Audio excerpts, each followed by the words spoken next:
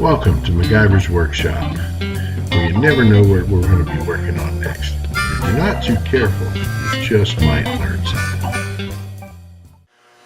Hi there, welcome back to another episode of MacGyver's Workshop, where you never know what we're going to be working on next, and if you're not too careful, you just might learn something. So today what we've got is a 2014 F150. A friend of mine needs some front and rear brake pads done on it, and he says he's got some kind of weird noise under acceleration. It sounds like it's coming from underneath the truck. So we're going to get the brakes done first before everything gets cooking hot under there, and then we'll look at that other issue. I have to say, it's the first time I've been up and close and personal with a what I call a show pony truck. You know, I'm used to my big diesels and Power Strokes, and you know, hauling everything that you need, and comfort is not one of their attributes. So this thing here, I mean, this is a perfect truck for somebody who doesn't necessarily need to haul a 24-foot gooseneck, but you know, needs to go to Lowe's every once in a while and pick up a sheet of drywall or plywood or something. And you know, and I think they nailed the mark with that, and it's, can't argue with the statistics. You know, it's been one of the best-selling trucks forever. My judgment is still out on the whole EcoBoost twin turbo V6 thing, but again, I can't argue with the technology. I mean, it's a 3.5 liter twin turbocharged V6. You know, you hear something like that back in my day, you'd be thinking of something in like a, you know, foreign, you know, supercar, hypercar or something. So, and the fact that they got this thing doing daily driver duty and living through it all is pretty amazing, really.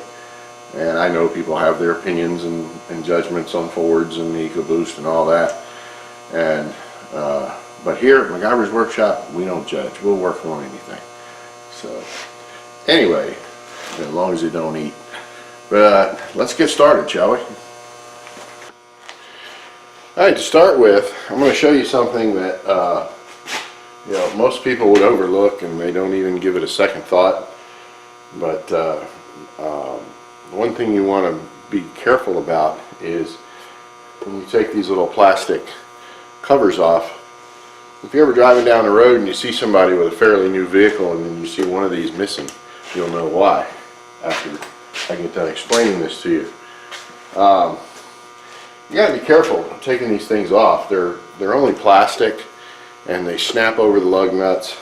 And if you get all hairy ham-fist and, you know, go in there and, you know, pry the thing off with your screwdriver and all that, if you so much as break one of the little tangs on the back side of this thing, it will fall off when you go down the road. So you want to be gentle. They give you a little access hole right here. I'll zoom in on that for you so you can see it. And it's right there. And what you want to do, let me fix that just a wee bit. Let's give you a little, maybe a little better view here. You don't want to just go in here like this, okay, and yank on it and pop the thing off, because what that's going to do is that's going to bend the tang and possibly break it on the back side here. So you want to be gentle with it, and yes, you need to pry out on it somewhat, but when it does that, you'll notice it's still hung back here. So you want to be kind of careful and just kind of gently work it off of there, because you can see that all this is just plastic. There's you know, little ears on it that grab onto the back side of the shoulders on these lug nuts, and you know, and that will you know, that will fall off if you damage these things, and they're pretty expensive too. So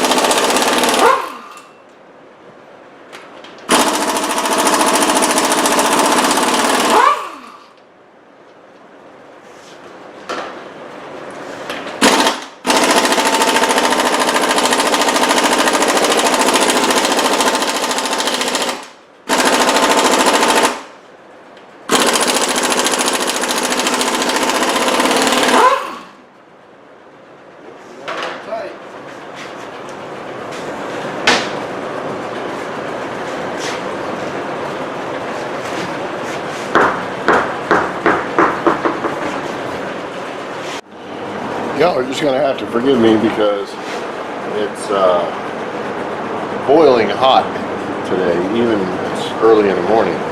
So I gotta keep my big shop fan going here. So I'll apologize for the background noise, but anyway, so we're gonna go ahead and compress these calipers.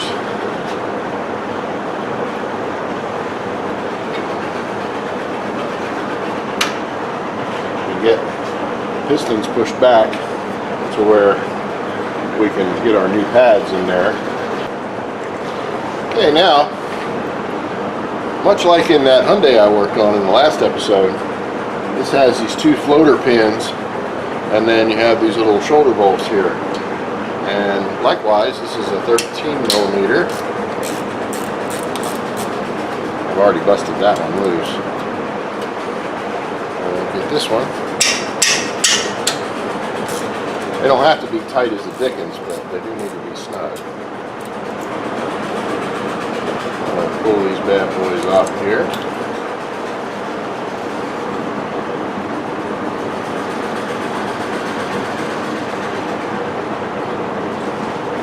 As you can see, much like the Hyundai, they got a little shoulder on them. So again, you want to be careful, you don't want to lose them. Then, we just pop our caliper off, set it up here. We don't want it hanging by the hose, that's never good. And you'll see this kind of setup a lot in vehicles. And it's just it's a good setup, it works. You know, the brake pads are quiet, you know, they don't make a lot of racket. And they're very, just very durable. So that's why everybody goes with them. Go with what works. And yeah, he definitely do. So we'll get some pads on this puppy.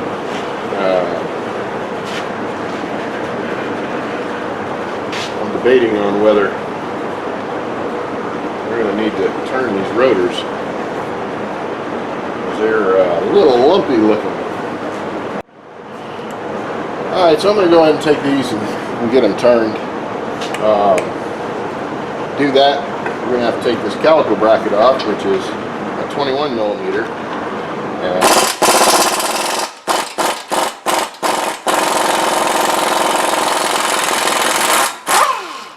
again, like the Hyundai, they'll have some thread locker on them. So you want to be ready for that. Well, it's nice having an impact because you'll be fighting it the whole way.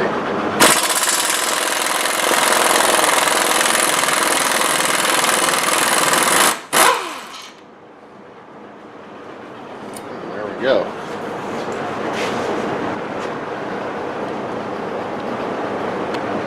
Alright. Anytime you're whaling on one of these, you always want to make sure you put one of the nuts on there. Make sure you don't knock it off and then the rotor goes flying across the shop on you. Right. So it's on there a bit snug. We'll clean that up with some emery cloth before we go back together with it. Alright, so I'm going to get in on a little macro shot here on this rotor. I just want to give you an idea of what made me make the decision to go ahead and get these rotors turned.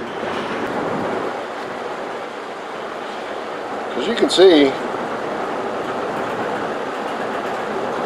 this rotor, the surface is pretty bumpy there.